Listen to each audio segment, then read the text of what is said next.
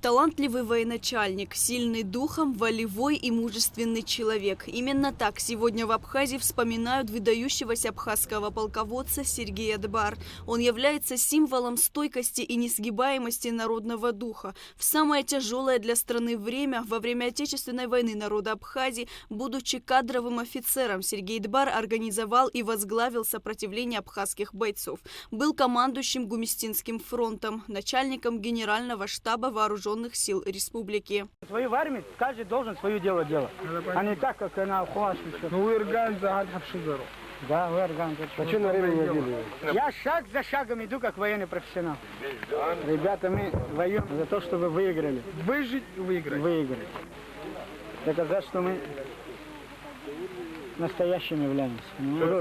В конце августа 1992 года полковник Сергей Дбар был направлен на Бзыбский оборонительный рубеж, чтобы исполнять обязанности командующего Гагарским фронтом. С первых дней прибытия на Бзыбский рубеж Сергей Платонович приступил к выравниванию линии фронта, обеспечению личного состава вооружением, продовольствием, установлению связей с местным населением. В середине сентября закончилось строительство фронта. Оборона стала надежной. Вскоре при его активном участии была разработана операция по освобождению Гагры. С 1 по 6 октября 1992 года под его руководством Гагарская наступательная операция была проведена блестяще. На 6-е сутки наступления абхазские ополченцы совместно с добровольцами Северного Кавказа, Турции, Сирии, казаками Юга России, разгромив многократно превосходящие силы противника, вышли на абхазо-российскую границу по реке Псо и водрузили там государственный флаг Республики Абхазия. И далее при активном участии Сергея Дбара разрабатываются и планируются военные операции. Одной из самых тяжелых операций было наступление, начавшееся в ночь с 15 на 16 марта. После кровопролитных боев 17 и 18 марта абхазские части вынуждены были отойти на исходные позиции. И хотя эта военная операция не достигла цели, она содействовала приобретению личным и командным составом опыта ведения боевых действий. Так была успешно спланирована и осуществлена июльская операция, ставшая переломным моментом в ходе войны. В этой операции Сергей Дбар проявил отвагу, храбрость в сочетании с искусством руководить войсками на полях сражения. Сергей Платонович Дбар, я знаю, с начала 92 года, когда он был назначен военным комиссаром тогда. Тогда наше знакомство с того времени. Потом война, послевоенный период времени.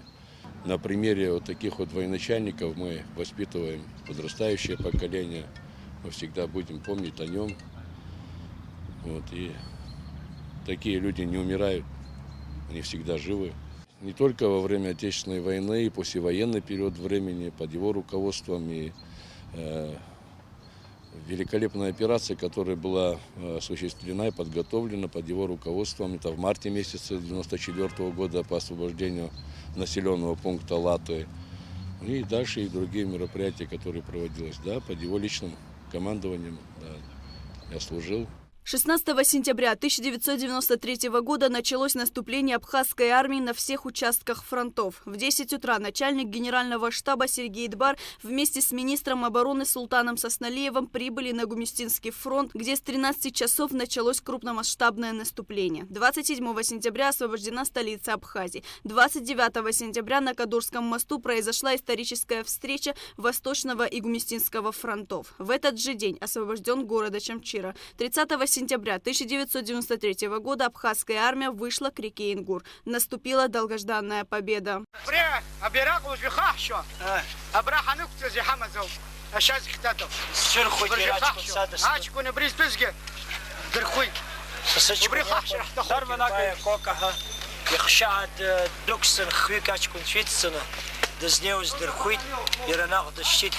Это с первого дня войны, Хамазов.